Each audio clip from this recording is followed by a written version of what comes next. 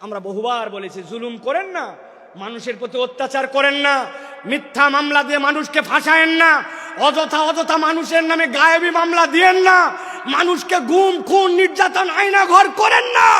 আমরা কোরআন হাদিস দিয়ে শতবার বুঝাইছি, তারা বলছে আমাদেরকে ধরে কে? আল্লাহ বলছেন ইন্না বাতশা রাব্বিকা লাশাদীদ, ধরে না, কিন্তু আল্লাহ ধরলে ছাড়ে না। সাবধান করা আমাদের দায়িত্ব। যদি না মানি, আল্লাহ বান্দার সাথে কি করবেন এটা আল্লাহর ফয়সালা, ঠিক কি না? চোখের সামনে সব প্রমাণ, আপনি তারপরে প্রমাণ খুঁজে পান না।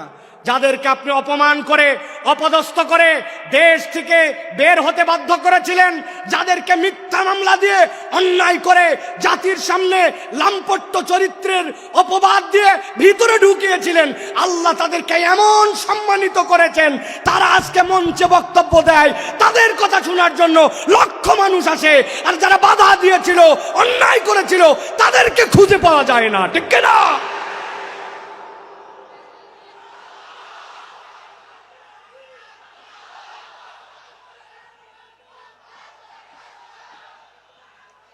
প্রিয় ভাইয়েরা, যুগে যুগে জালিমদের ব্যাপারে আল্লাহ রাব্বুল আলামিন একটা কথা বলেছেন, খবরদার তোমরা এটা মনে করো না আল্লাহ রাব্বুল আলামিন জালেমদের ব্যাপারে গাফেল। আল্লাহ জালেমদের ব্যাপারে গাফেল নন, আল্লাহ রাব্বুল আলামিন খবর রাখেন, কিন্তু আল্লাহ রাব্বুল আলামিন কিভাবে ধরবেন এটা তোমার হিসাবের মধ্যে কুলাবে না। আজকে আল্লামা মামুন আল হক আপনাদের সামনে কথা বলবেন, এই একটা মানুষকে নিয়ে যে পরিমাণ অপমান অপদস্থতা তারা দেখিয়েছে, একজন আলেমে দ্বীনের হাতের মধ্যে হাত করা লাগিয়েছে, পায়ের মধ্যে ডান্ডা বেরি লাগিয়েছে, মাথার মধ্যে বারবার বলেছেন আমাদের ভয় নাই, হেলমেটটা পরায়ও না, শুধু জাতির কাছে অপদস্থ করার জন্য মিথ্যা বুলেট প্রুফ জ্যাকেট, মিথ্যা মাথার মধ্যে হেলমেট, এইগুলো দিয়ে আলেমকে অপমানিত করতে চেয়েছে। আল্লাহ দেখাই দিয়েছেন অপমান যারা করেছিল আজকে তোমাদের পরিণতি কি। এই জন্য আমরা বলতে চাই, এখনো যারা আছেন, আগামীতেও যারা আসবেন, আপনারা যদি মনে করেন একদল গেছে আমরা সামনে বাপের বেটা, আপনাদেরকেও সতর্ক করতে চাই, আলেম ওলামা ইসলামপন্থী কোরআনওয়ালা তাদের সাথে বেয়াদবি করলে দুনিয়া আখিরাতে আল্লাহ তাদেরকে ছাড় দিবে না। সাবধান হয়ে চলবেন, সাবধান হয়ে চলবেন। এটা আমাদের কথা নয়, আল্লাহ রাব্বুল আলামিনের কথা।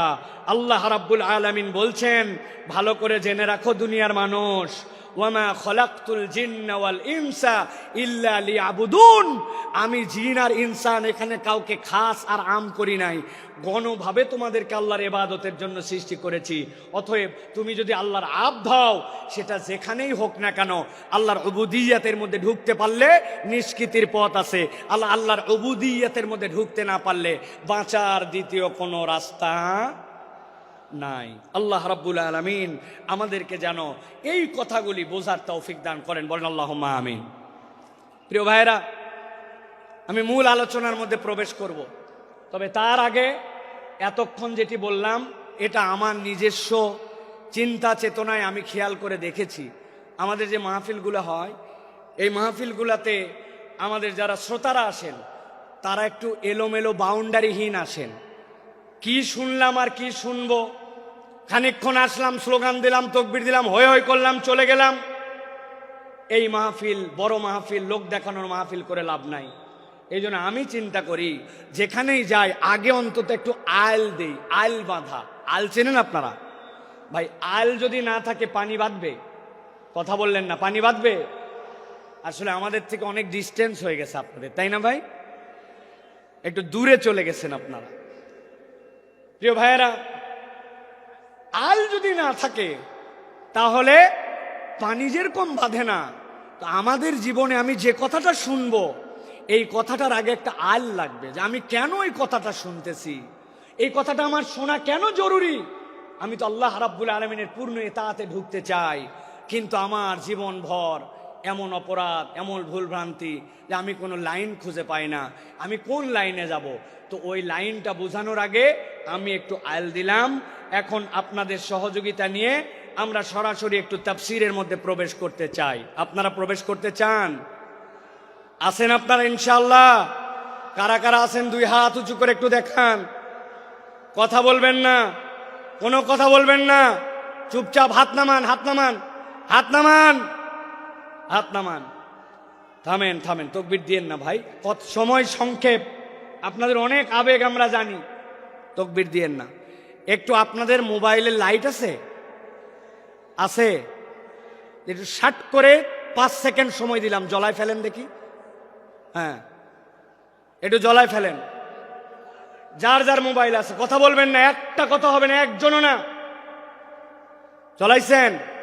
এবার হাতটা উঁচু করেন, 2 হাত, 2 হাত। যারা জ্বলাতে পারে নাই শিখাই দেন কেমনে জ্বলাতে হয়। হাত উঁচু করেন, হাত উঁচু করছেন, শক্ত করেন, শক্ত, একটু শক্ত, একটু ডানে দিকে নড়া দেন, এবার একটু বামে দেন, এবার একটু সামনে দেন, একটু পিছনে দেন, এবার একটু পিছনে টানা দেন, টানা দেন। এবার হাতটা সোজা করেন, সোজা সোজা সোজা করেন। এবার হাতটা এরকম করে নড়াচড়া দেন, 2 দিকে নড়াচড়া দেন। এবার হাতটা সোজা করেন, স্ট্রেট, নো নড়াচড়া। গলাটা পরিষ্কার করেন, ভালো করে দিছেন। এবার আমরা আকাশ বাতাস মুখরিত করে আল্লাহর একটা তাকবীর দিয়ে আলোচনার মধ্যে প্রবেশ করতে চাই। যারা আসমান জমিন মুখরিত করে একটা তাকবীর দিতে পারবেন তারা বলেন আল্লাহুম্মা আমিন। এই স্বেচ্ছাসেবক ভাইরা, আপনারা দিবেন না তাকবীর? নাকি আপনারা ওয়াজের বাইরে? আপনারা তো ওয়াজের ভিতরে। হাত সোজা করেন। কারা কারা জ্বলাতে পারে নাই শিখাই দেন, হাত সোজা করেন। সোজা করছেন? আল্লাহুম্মা আমিন বলেন। এবার একটা আকাশ বাতাস মুখরিত করে তাকবীর দেখতে চাই। আমি আল্লাহু আকবার আসতে বলবো, লিল্লাহি তাকবীর, আপনারা জোরে করে আল্লাহু আকবার বলবেন, যাতে কোনো বিতাড়িত শয়তান এখানে থাকতে না পারে। পারবেন ইনশাআল্লাহ? দেখে এটা তাকবীর দেন, লিল্লাহি তাকবীর, লিল্লাহি তাকবীর। আল কোরআনের আলো, আল হাদিসের আলো, তোমার নেতা আমার নেতা, তোমার নেতা আমার নেতা। আলেম ওলামা যেখানে, আল্লাহর আইন যেখানে, লিল্লাহে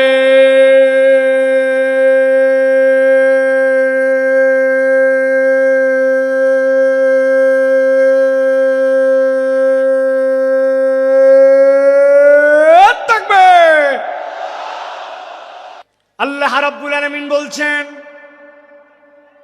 কুরআনুল কারীমের মধ্যে, তাবৎ পৃথিবীর মানুষ কিয়ামত পর্যন্ত যারা আসবে তাদেরকে আল্লাহ রাব্বুল আলামিন জানায় দিচ্ছেন, দুনিয়ার মানুষ, মা আসাবা মিন মুসিবাতিন ইল্লা বিইজনিল্লাহ।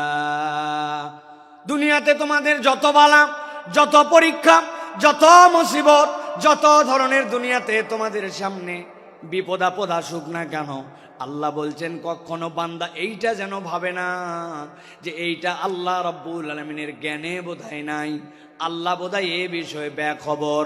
আল্লাহ বলছেন তোমার জীবনে যত মুসিবত যাই আসুক না কেন, ইল্লা বিইজনিল্লাহ, আল্লাহর হুকুমের বাহিরে, আল্লাহর জ্ঞানের বাহিরে কোনোটি নয়।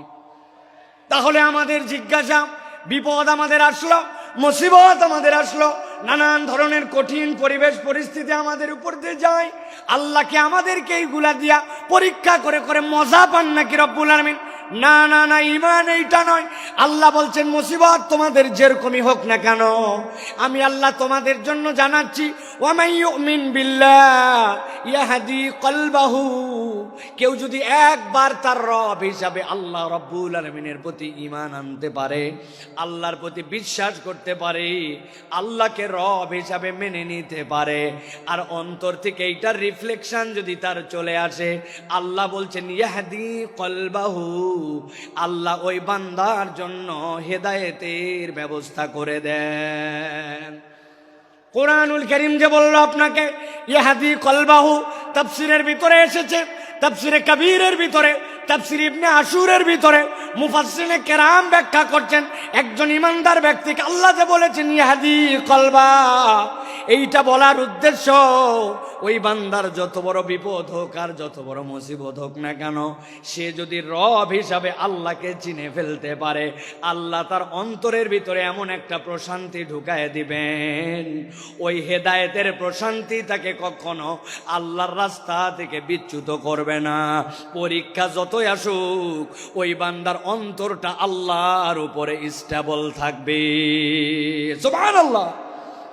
আল্লাহ রাব্বুল আলামিনের এই কথাটা বোঝার জন্য আমি একটা উদাহরণ দিব, ভালো করে সারা জীবন মনে রাখতে হবে। যে কয়টা উদাহরণ দেব নাম্বার দিয়ে গুনে গুনে মনে রাখতে হবে। এইটা হচ্ছে উদাহরণ নম্বর 1। কয় নম্বর? কথা বলেন, ভালো করে খেয়াল করেন। সুন্দরবনের পাশে এক লোকের বাড়ি, একটা মহল্লা আছে সুন্দরবনের পাশে। ওই মহল্লায় সুন্দরবনের পাশে কিছু মানুষ বসবাস করে। এক ব্যক্তির একটা পুকুর আছে, পুকুরটা ধরেন 2 বিঘার। এই বছর বন্যা উঠেছে, বন্যার কারণে পুকুরের ভিতরে পানি ঢুকছিল। সাধারণত পুকুরের মধ্যে যখন পানি ঢুকে বন্যায় কিছু মাছ ঢোকে, ঠিক কিনা? বেরো হয় কিন্তু কিছু মাছও আছে। ওই লোক চিন্তা করছে এই বছর আমি পুকুরটাকে একবারে ছেঁচে পরিষ্কার করে সব মাছ ধরে ফেলবো। পুকুরটা ছেঁচবে কিন্তু পুকুরের মধ্যে কচুরি পানা, দল পানা। যশোরের লোক কি বলেন ভাই? পানা বলেন, পানা, কচুরি পানা অনেক। ওই কচুরি পানার কারণে স্বাভাবিক মাছ ধরা যায় না। সরায় সরায় মাছগুলা ধরছে। ধরার পরে পুকুরের কোনো পানি নাই, কিন্তু ওই যে পলি পড়েছে পুকুরের মধ্যে আর পুকুরের কাদা, ওইগুলা দিয়ে পুকুরে 1-2 হাত পর্যন্ত কাদায় ক্যাতক্যাতা। আর পুকুরের মধ্যে কচুরি পানা। ওই এলাকার একটা লোকের একটা গরু আছে, গরুটা ছেড়ে দেওয়া, সারাদিন খায় দায়, সন্ধ্যাবেলা বাড়িতে ফেরত আছে। ওই গরু কচুরি পানা কিন্তু গরুর পছন্দ। গরু চিন্তা করছে এত সুন্দর কচুরি পানা এখন যেরকম মাটির সাথে লেগে গেছে, এখন তো খাওয়া যায়। পুকুরের পাড়ে যে কচুরি পানা খেতে শুরু করেছে, 1-2টা করে খায় আর কচুরি পানা খায়, মজা পায়। মজা পেতে পেতে গরুটা আস্তে করে পুকুরের মাছ বরাবর চলে গেছে। যাওয়ার পরে কাদার খেয়াল করে নাই, সামনের 2 পা ভস করে ঢুকে গেছে ভিতরে। যেই না পা ঢুকছে, এখন পিছনের পা উঠানোর জন্য তুলতে যায়। পিছনের পা উঠানোর জন্য যত তুলতে চায় সামনের পা তত বসে যায়। আবার সামনেরটা তুলতে যায়, পিছনেরটা বসে যায়। ওই গরু গেছে ফান্দে পড়ে, গরু আটকায় গেছে, আর উঠতে পারে না।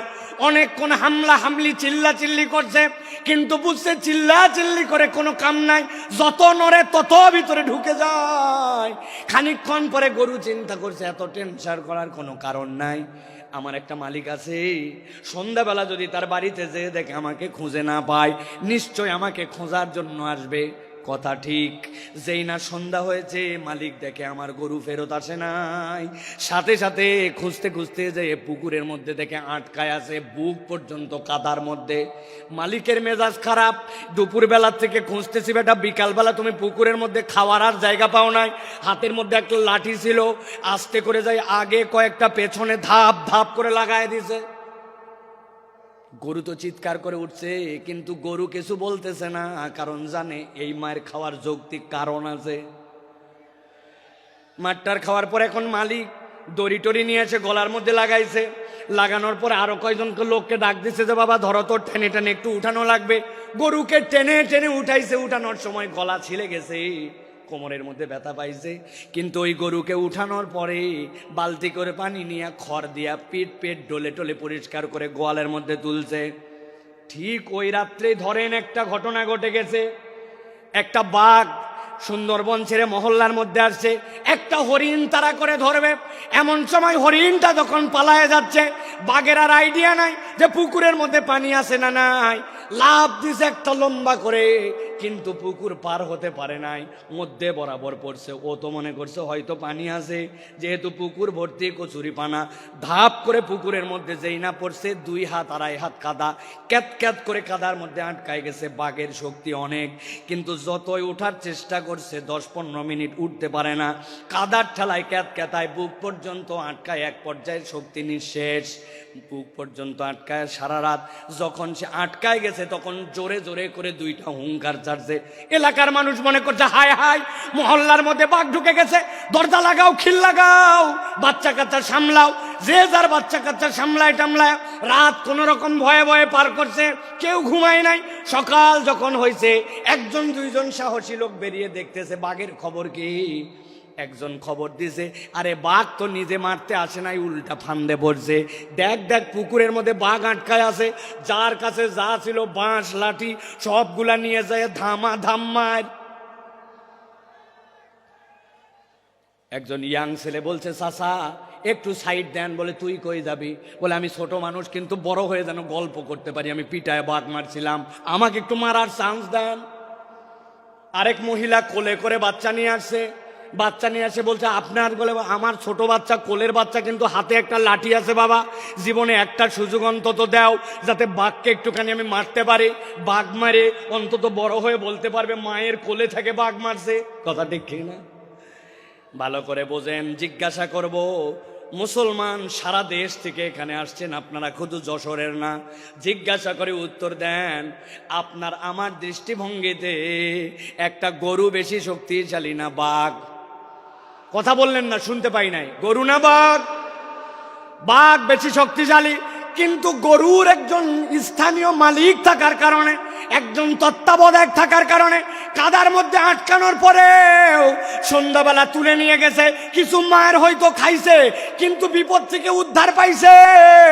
কিন্তু বাঘের স্থানীয় মালিক না থাকার কারণে যতই শক্তি থাক, আটকাইছে তো আটকাইছে, উল্টা বাঁশ জলা খায় মরা লাগছে। ঠিক না?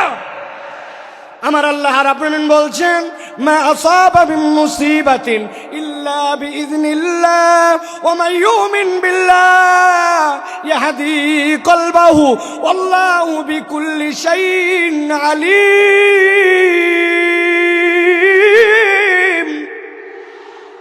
এই দুনিয়ার মানুষ, তুমি ভালো করে জেনে রাখো, বিপদ তোমার যত হোক, মুসিবত তোমার যত হোক, তুমি আল্লাহর প্রতি যদি ঈমান আনার মতো আনতে পারো, তোমার একজন তত্ত্বাবধায়ক আছে, যার মালিক, যার তত্ত্বাবধায়ক আল্লাহ।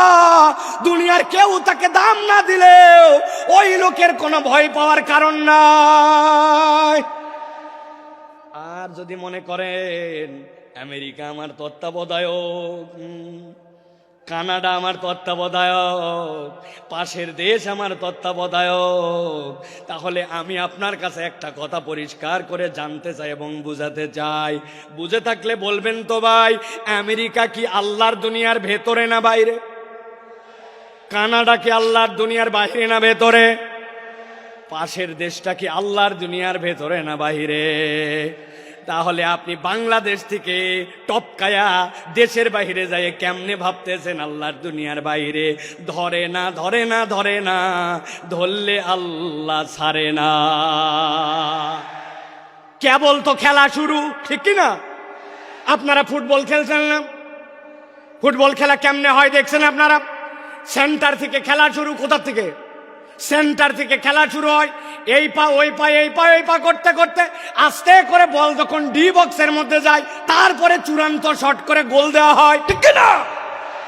যারা তওবা না করে আল্লাহর কাছে ফেরত আসবে না, আর মনে করবে যে আমি অল্প একটু আয়ত্তের বাহিরে চলে গেলাম, গ্রেপ্তারের বাহিরে চলে গেলাম, দেশের বাহিরে চলে গেলাম আর বেঁচে গেলাম, আপনি আসলে বাঁচেন নাই। এখন পর্যন্ত আসল ধরাটাই খান না। ভালো করে কথা বোঝেন, ঠান্ডা মাথায় কথাগুলো বোঝেন। সময় বড় সংক্ষেপ, কিন্তু কথাগুলো অত্যন্ত আপনাদের হৃদয়ের মধ্যে নিয়ে যাওয়ার। এখন কথা হলো বিপদ আল্লাহ রাব্বুল আমিনের নলেজের মধ্যে। আল্লাহ রাব্বুল আমিন ইমানদারকে উদ্ধারও করে দিতে চান। আল্লাহ রাব্বুল আমিন ওই বান্দার সকল বিষয় খবর রাখেন। এ বিষয় কি আমরা একমত? ঠিক আছে। এবার আল্লাহ বলছেন, আমার বান্দা, তোমাকে আমি বিপদ থেকে বাঁচায় দিতে চাই, তোমাকে আমি উদ্ধার করে দিতে চাই। আমি রব্বুল আমিন তোমাকে কল্যাণের রাস্তা দেখাতে চাই। কিন্তু রব্বুল আমিন বলছেন, আমি বান্দাকে যখন বাঁচাতে চাই, আমি রব্বুল আলামিনের একটা তরিকা আছে। উদাহরণ নম্বর 2। কয় নম্বর? কথা বললেন না ইয়াংরা? কয় নম্বর? ওই যে ডান পাশে তাকান, ডান পাশে 3তলা 4তলা বিল্ডিং দেখা যায়, দেখতে পাচ্ছেন? ওই দেখেন 4তলার মধ্যে আলো জ্বলে, 4তলার মধ্যে জানলা খোলা, ফ্যানটা ঘুরতেছে। এখন আপনাকে যদি কেউ বলে 4তলার মধ্যে যেহেতু আলো জ্বলতেছে, 4তলার মধ্যে ফ্যান চলতেছে, তাহলে আপনার স্বাভাবিকভাবে বিবেচনায় কি আসবে? এই বিল্ডিং এর 4তলায় মানুষ থাকে না? থাকে না? মানুষ থাকে। কিন্তু আপনার এলাকার এক ছেলে বলতেছে, যতই মানুষ থাক, যাই থাক না কেন আমি শিওর এইটাতে ওঠার জন্য কোনো সিঁড়ি নাই, এইটাতে ওঠার জন্য কোনো লিফট নাই, এইটাতে ওঠার জন্য কোনো মই নাই। যতই মানুষ থাক, এই কথা যদি বলে কেউ, আপনার এলাকায় ওই ছেলেকে ওই লোককে কি বলবেন? কেন? ওই লোকের পাগল। তো পাগল বলবেন কেন? বলবেন স্ক্রু ঢিল, ঠিক কিনা? আন্দাজি হুজুর যা বলে তার সাথে হো বলেন না। মানুষের স্ক্রু থাকে নাকি? বলে হুজুর ওই পাগল আর স্ক্রু ঢিল এইটা আক্ষরিক অর্থে নয়, এইটা রূপক অর্থে। ওই লোকটার ব্রেনে অসুবিধা আছে, তাছাড়া চারতলায় মানুষ থাকে আর সিঁড়িও নাই, লিফটও নাই, এইটা হতে পারে না, ঠিক কিনা? আমার আল্লাহ রাব্বুল আলামিন বলছেন বিপদ আছে, বালা মুসিবত আছে, সব আছে, কিন্তু আমি রব্বুল আমিন তোমাকে উদ্ধার করতে চাই। গভীর মনোযোগ দেন। আল্লাহ সিঁড়ি বর্ণনা করতেছেন, এবার কিভাবে তুমি উদ্ধার পাবে। আল্লাহ বলছেন ওয়াতিউল্লাহ ওয়াতিউর রাসূল ফাইন তাওয়াল্লাইতুম ফাইন্নামা আলা রাসূলিনাল বালাগুল মুবিন।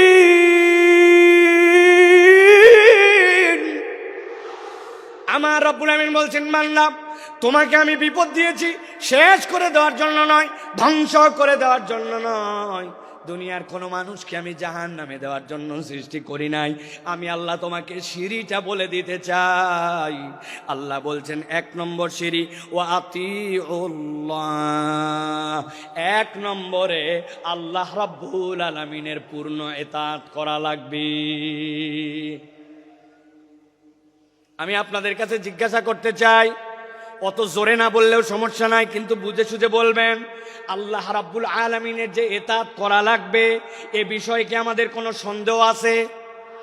কিন্তু আমরা কি আল্লাহ রাব্বুল আলামিনের পূর্ণ ইতাআত করি? আমরা পূর্ণ ইতাআত করি না। এই মাহফিল এরকম নয় আমি খালি একচেটিয়া বলে যাব আর আপনি খালি শুনে যাবেন আর হো হো করে যাবেন।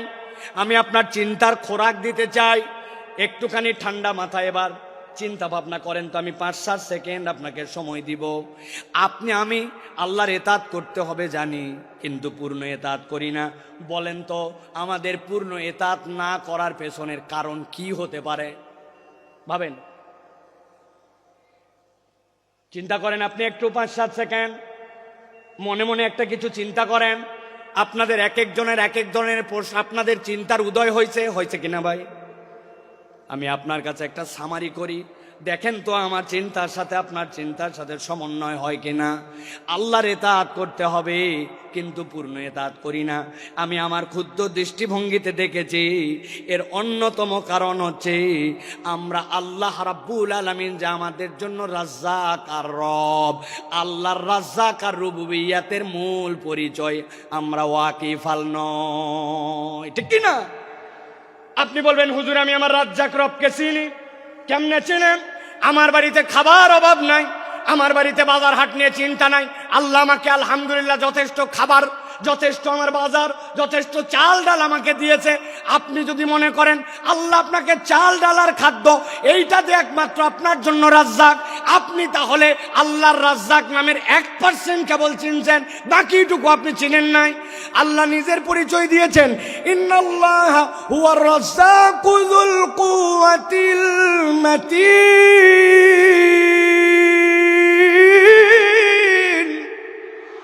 আল্লাহ বলছেন বান্দা জেনে রাখো আমি তোমার এমন রব যুল কুওয়াতিল মাতিন, যেই রবের রাজ্জাকের ব্যাপারে তুমি বান্দা বেখবর। আমি আপনার কাছে একটু বুঝাতে চাই যে রাজ্জাকের, আল্লাহর এই রাজ্জাকের বোধ আমার মধ্যে আসলে আমি কিভাবে আল্লাহকে মেনে নিতাম। একটু ঠান্ডা মাথায় আপনাদের কাছে জিজ্ঞাসা করব, আপনারা বুঝে সুঝে উত্তর দিবেন। আপনাদের বাড়িতে বাথরুমে আপনারা স্যান্ডেল ব্যবহার করেন? কথা বলেন। বাথরুমের টয়লেটে স্যান্ডেল ব্যবহার করেন? আমরা তো অন্তত বাঙালিরা আলহামদুলিল্লাহ দিকে আগায়া।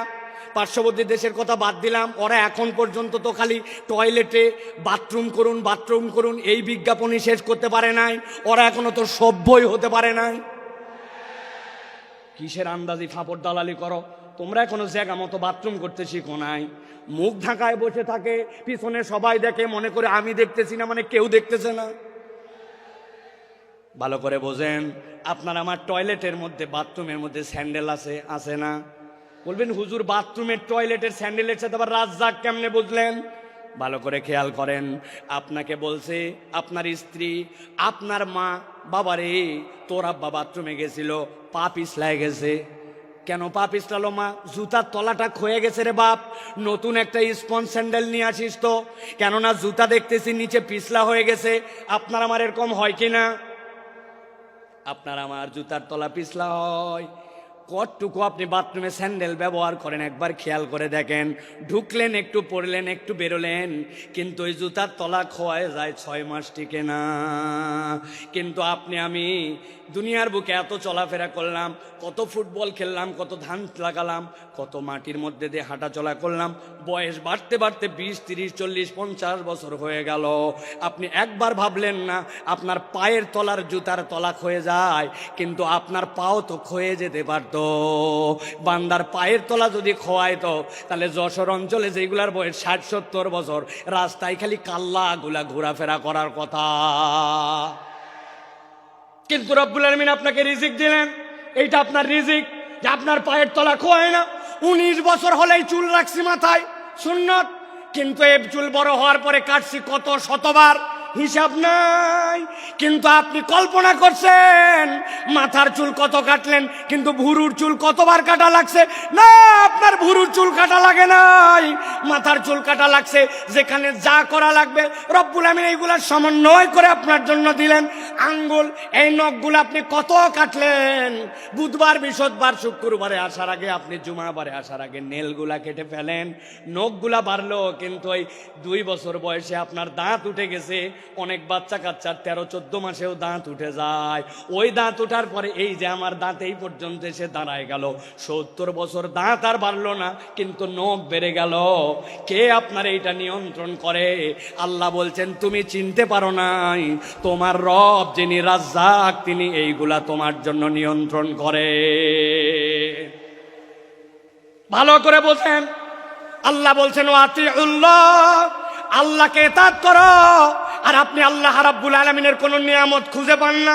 আপনি কখনো কল্পনা করেন নাই যে দুনিয়ার মানুষ যা কিছু করে অবচেতন মনে বেশি করে? বুঝাতে পারি নাই? মানুষ চেতন মনে নয়, অবচেতন মনে বেশি কাজ করে। বলবেন হুজুর কেমনে? ভালো করে খেয়াল করেন।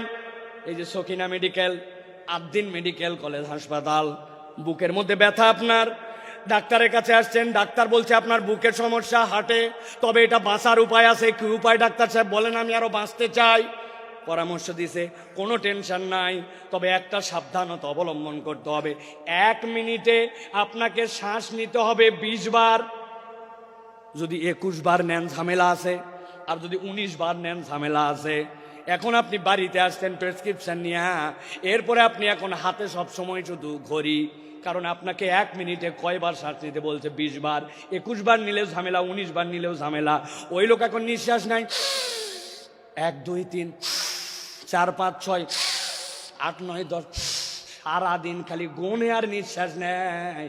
1-1.5 ঘন্টার বেশি গুনার হিসাব মিলাতে পারবেন না। আপনি যদি গুনে গুনে নিঃশ্বাস নেওয়া লাগতো, দুনিয়ার বুকে 2 ঘন্টাও টিকে থাকা সম্ভব নয়। এইগুলো অবচেতন ভাবে রব্বুল আলামিন সব নিয়ন্ত্রণ করেন। যিনি নিয়ন্ত্রণ করেন তিনি রব, তিনি আপনাকে আমাকে এই রিজিক দিয়া রাখছেন, ঠিক না? যশোর অঞ্চলে পিঠার অঞ্চল, ঠিক না ভাই? পিঠাপুলি জামাইরে খাওয়ান তো আপনারা, না খাওয়ান না? বাদ দিছেন না? এখনো খাওয়ান। জামাইরে খাওয়াই। খেজুরের রসের অঞ্চল, অদ্ভুত আল্লাহ নিয়ামত দিয়েছেন। এই নিয়ামতকে রব্বুল আলামিন ভরপুর করে দিয়েছেন। এক জামাই আপনার এলাকায় আসছে, সকালবেলা শাশুড়ি পিঠা খাইতে দিছে। উনি বলছে আম্মা আমার পিঠা কোথায় দেন? বলছে জামাই চোখ খোল। বলছে আম্মার দুঃখের কথা বলেন না, গতকালকে তাড়াহুড়া করে আসছি, আসার সময় চোখের চার্জার আনতে ভুলে গেছি। কি আপনার চোখ যদি চার্জার দিয়ে চার্জ দেওয়া লাগতো, আপনার মোবাইল একদিন গেলে বন্ধ হয়ে যায়, অথচ সারাদিনে 22,000 বার চোখের পলক ফেলছেন। একটা পলকের ডিউরেশন সর্বোচ্চটা 24 সেকেন্ড হতে পারে, যেটাকে পলক হিসাবে কাউন্ট করা হয় সময়ের ক্ষেত্রে। কিন্তু আপনি 22,000 বার চোখের পলক ফেলেছেন, কোনোদিন হিসাব করেন নাই যিনি এইটা অকৃত্রিমভাবে খরায় যাচ্ছেন তিনি আপনার আমার রব রাজ্জাক। সুবহানাল্লাহ বলেন। 4টা জিনিস জিজ্ঞাসা করব, উত্তর দিতে হবে আপনাদেরকে। রেডি আছেন সবাই? রেডি? বলেন তো ভাই, ঝালের স্বাদ কেমন? ঝাল ঝাল। কাঁচা মরিচের স্বাদ কেমন? লবণ। বললেন না? রসগোল্লা, করল্লা। এখানে ডাক্তার সাহেব মহিউদ্দিন ভাই আছে না? অনেক ডাক্তার আছে না? তাদের কাছে যে শুনবেন, আপনি ঝাল খান, লবণ খান, যাই খান, তিতা খান, মিষ্টি খান, পেটের মধ্যে যেই না দিয়েছেন, সাথে সাথে আপনার কতকগুলা টক্সিন আসবে। আসার পরে ওইগুলো এটাকে মন্ডু বানাবে। মন্ডু বানানোর পরে ওইটাকে পেটের মধ্যে দিয়ে চিপে চিপে চিপে চিপে আস্তে করে যাবে। ওই রসগুলা যেই না বের হবে, ওইগুলা গ্লুকোজ হবে, ওইগুলা সব চিনিতে রূপান্তর হয়ে যাবে। যেই না আপনার পেটের মধ্যে চিনি হয়ে গেল, এরপরে আপনার চোখের জন্য যেইটা লাগবে, আপনার হার্টের জন্য যেইটা লাগবে, কিডনির জন্য যেইটা লাগবে, আপনার অঙ্গ প্রত্যঙ্গের জন্য যেখানে যেইটা লাগবে সেইটা অটোমেটিক সার্কুলেট হয়। আপনি বলতেছেন এইটা আবার এমন কি? আমি অনেক সময় মজা করে বলি, এখানে আমার অনেক বাইকার বন্ধু আছে যারা মোটর সাইকেল চালায়, আছে কিনা? হঠাৎ করে দেখে মোটর সাইকেল বন্ধ হয়ে গেছে, এদিকে কাট ওদিকে কাট, ঝুঁকা ঝুঁকি, দেখে নাই কি নাই। কথা বললেন না? অকটেন নাই, পেট্রোল নাই, ঠিক না? চিন্তা করছে অকটেন নাই, পেট্রোল নাই, তাই কি অনেকক্ষণ ধরে আমার সেই রকম প্রস্রাব চাপছে, আমার নিজের ভিতরে যথেষ্ট পরিমাণে এখন পানি আছে, উনি আস্তে করে ট্যাঙ্কি খুলে ভিতরে ঢুকায় দিয়ে কাম ছাড়ছে। বলেন তো ভাই, নিজের প্রস্রাব দিয়া মোটরসাইকেল চলবে তো? ও ভাই বুঝেন না মনে হয়, চলবে না। কেন চলবে না? আমার মোটরসাইকেল, আমার প্রস্রাব চলবি না মানে? বলে হুজুর, মোটরসাইকেল চলার জন্য আলাদা করে পেট্রোল লাগে, ব্রেক করার জন্য ব্রেক অয়েল লাগে, ইঞ্জিনের জন্য ইঞ্জিন অয়েল লাগে। এক জিনিসের কত ফাংশন আলাদা আলাদা করে আপনাকে দিতে হয়। আর আপনি খেয়ে নিচ্ছেন, আপনার বডিটাকে চলানোর জন্য আপনাকে টেনশন করতে হয় না, সবগুলোকে প্রক্রিয়া করে রব্বুল আলামিন চলান। আল্লাহ বলছেন, বান্দা যদি একবার বুঝতো যার নির্দেশে আর যার পথ নির্দেশে তার শরীরটা চলে, তাইলে এই কৃতজ্ঞতা যদি তার মধ্যে ঢুকে যেত, ওই বান্দা কখনো আল্লাহর ইতাআতকে ছাড়তে পারে না, ঠিক না? আমার আল্লাহ রাব্বুল আলামিনের জন্য বলছেন, ওয়াতিউল্লাহ ওয়াতিউর রাসূল ফাইন তাওয়াল্লাইতুম ফাইন্নামা আলা রাসূলিনাল বালাগুল মুবিন।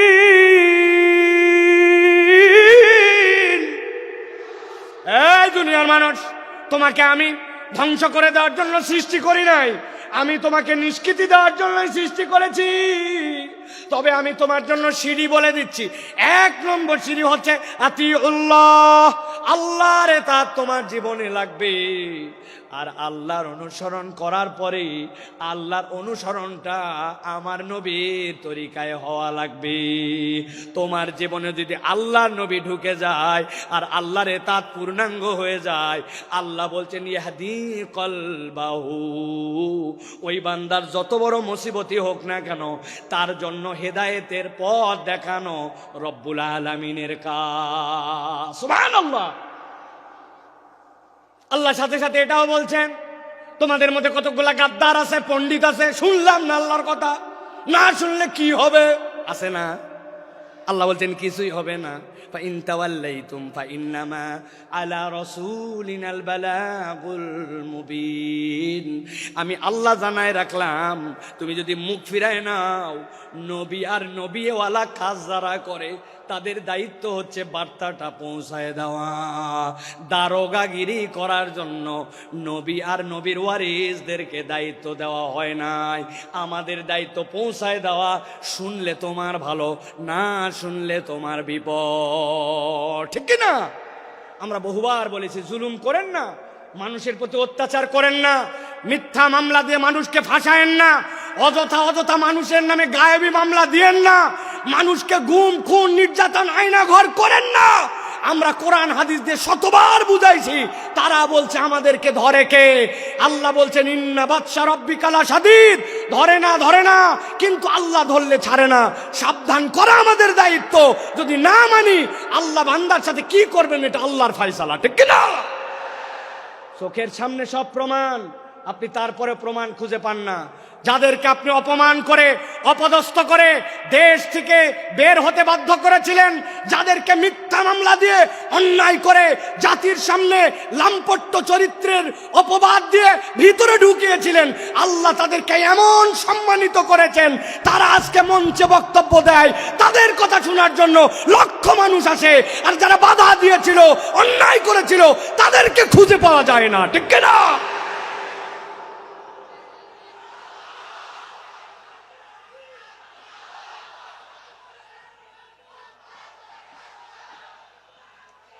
প্রিয় ভাইয়েরা, যুগে যুগে জালিমদের ব্যাপারে আল্লাহ রাব্বুল আলামিন একটা কথা বলেছেন, খবরদার তোমরা এটা মনে করো না আল্লাহ রাব্বুল আলামিন জালেমদের ব্যাপারে গাফেল।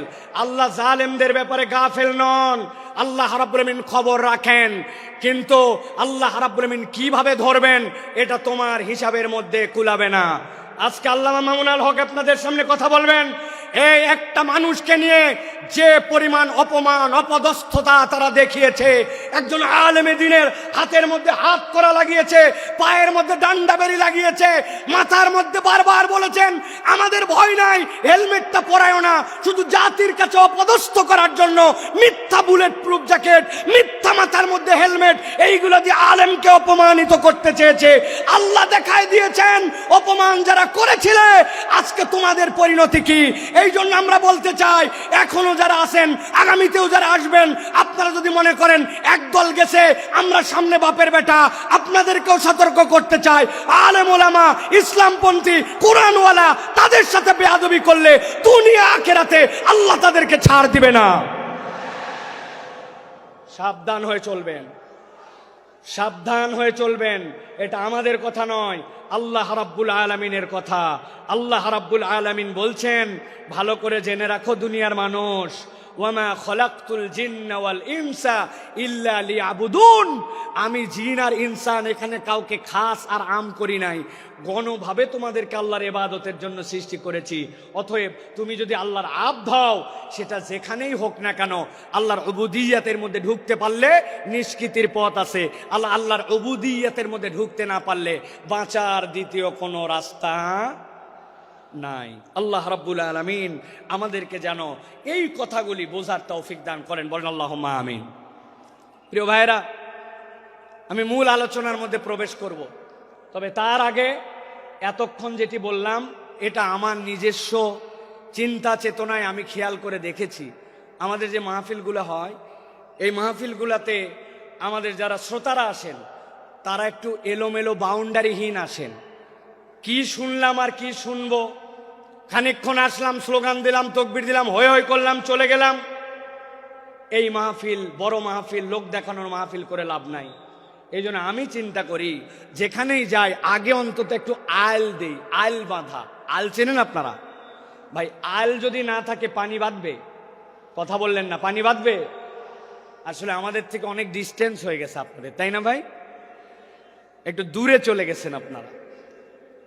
প্রিয় ভাইয়েরা, আল যদি না থাকে তাহলে পানি যেরকম বাঁধে না, তো আমাদের জীবনে আমি যে কথাটা শুনবো এই কথাটার আগে একটা আল লাগবে, যে আমি কেন এই কথাটা শুনতেছি, এই কথাটা আমার শোনা কেন জরুরি।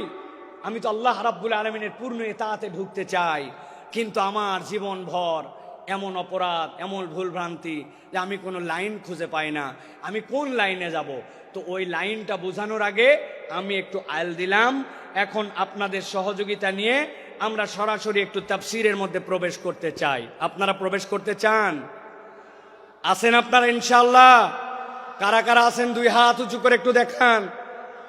কথা বলবেন না, কোনো কথা বলবেন না, চুপচাপ হাত নামান, হাত নামান, হাত নামান, হাত নামান। থামেন থামেন, তাকবীর দিয়েন না ভাই, কত সময় সংক্ষেপ, আপনাদের অনেক আবেগ আমরা জানি, তাকবীর দিয়েন না। একটু আপনাদের মোবাইলের লাইট আছে? আছে? একটু শাট করে 5 সেকেন্ড সময় দিলাম, জ্বলায় ফেলেন দেখি। হ্যাঁ, একটু জ্বলায় ফেলেন। যার যার মোবাইল আছে কথা বলবেন না, একটা কথা হবে না, একজনও না। জ্বলাইছেন? এবার হাতটা উঁচু করেন, 2 হাত 2 হাত। যারা জ্বলাতে পারে নাই শিখায় দেন কেমনে জ্বলাতে হয়। হাত উঁচু করেন, হাত উঁচু করছেন, শক্ত করেন, শক্ত, একটু শক্ত, একটু ডানের দিকে নড়া দেন, এবার একটু বামে দেন, এবার একটু সামনে দেন, একটু পিছনে দেন, এবার একটু পিছনে টানা দেন, টানা দেন। এবার হাতটা সোজা করেন, সোজা সোজা সোজা করেন। এবার হাতটা এরকম করে নড়াচড়া দেন, 2 দিকে নড়াচড়া দেন। এবার হাতটা সোজা করেন, স্ট্রেট, নো নড়চড়। গলাটা পরিষ্কার করেন, ভালো করে দিছেন। এবার আমরা আকাশ বাতাস মুখরিত করে আল্লাহর একটা তাকবীর দিয়ে আলোচনার মধ্যে প্রবেশ করতে চাই। যারা আসমান জমিন মুখরিত করে একটা তাকবীর দিতে পারবেন তারা বলেন আল্লাহুম্মা আমিন। এই স্বেচ্ছাসেবক ভাইরা, আপনারা দিবেন না তাকবীর? নাকি আপনারা ওয়াজের বাইরে? আপনারা তো ওয়াজের ভিতরে। হাত সোজা করেন। কারা কারা জ্বলাতে পারে নাই শিখায় দেন, হাত সোজা করেন। সোজা করছেন? আল্লাহুম্মা আমিন বলেন। এবার একটা আকাশ বাতাস মুখরিত করে তাকবীর দেখতে চাই। আমি আল্লাহু আকবার আসতে বলবো, লিল্লাহি তাকবীর, আপনারা জোরে করে আল্লাহু আকবার বলবেন, যাতে কোনো বিতাড়িত শয়তান এখানে থাকতে না পারে। পারবেন ইনশাআল্লাহ? দেখে এটা তাকবীর দেন, লিল্লাহি তাকবীর, লিল্লাহি তাকবীর। আল কোরআনের আলো, আল হাদিসের আলো, তোমার নেতা আমার নেতা, তোমার নেতা আমার নেতা, আলেম ওলামা যেখানে, আল্লাহর আইন যেখানে, লিল্লাহে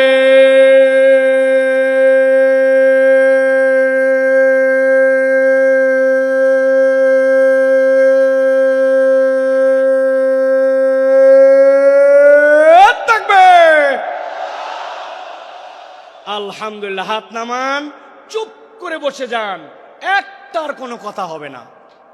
এখন আমরা বিতাড়িত শয়তান থেকে আশ্রয় প্রার্থনা করে সরাসরি কোরআনুল কারীমের মধ্যে প্রবেশ করব। দাঁড়ায় বসে মহিলা প্যান্ডেলে, ছেলেদের প্যান্ডেলে, স্টেজে, এলইডি মনিটরের সামনে, ভিতরে বাহিরে, দেশে বিদেশে, কাছে দূরে, বাংলাদেশে লাইভে, নন লাইভে, যে যেখান থেকে দেখতেছেন সকলে একসাথে সমস্বরে আমার সাথে পড়েন, আউযু বিল্লাহি মিনাশ শাইতানির রাজীম, বিসমিল্লাহির রাহমানির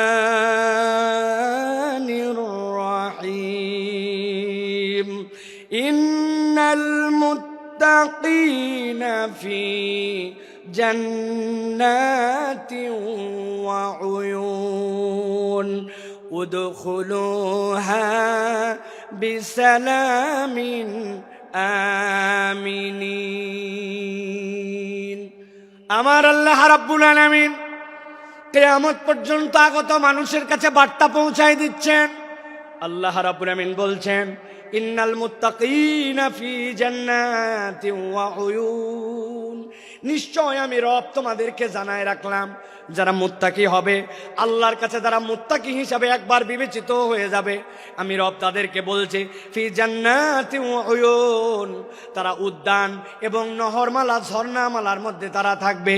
জিজ্ঞাসা হচ্ছে আল্লাহ রাব্বুল আলামিন এখানে মুত্তাকি দ্বারা কি বুঝান? মুত্তাকির অনেক সংজ্ঞা আছে, আমি কেবলমাত্র ছোট্ট 2টা জিনিস আপনাকে সারা জীবনের জন্য মাথার মধ্যে ঢুকাই দিতে চাই।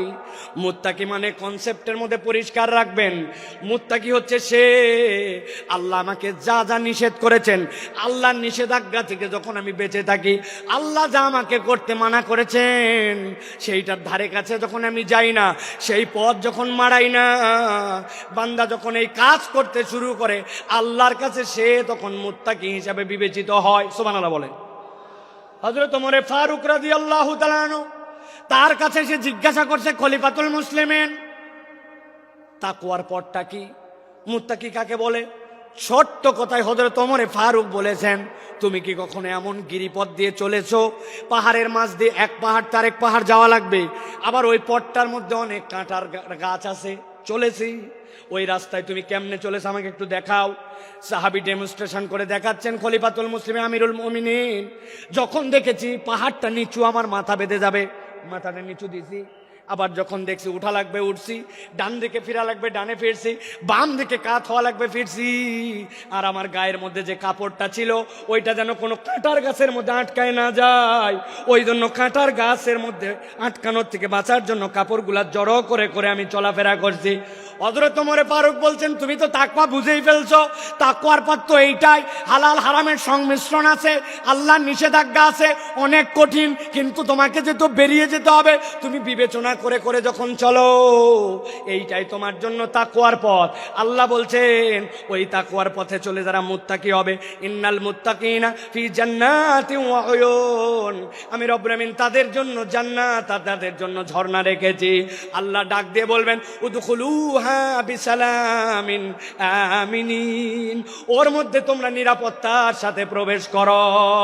আল্লাহ মূলত বুঝাতে চান, আমার বান্দা যে একবার হবে, আমার এতাতকারী যে হবে, আমি তাকে জাহান্নামের জন্য সৃষ্টি করি নাই, আমি তাকে জান্নাত দিতে চাই। সুবহানাল্লাহ।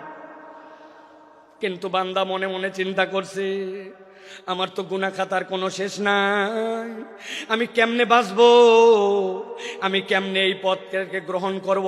আল্লাহ রাব্বুল আমিন বলছেন, বান্দা তুই ভয় পাস না, আমি তোর জন্য ঘোষণা করতেছি।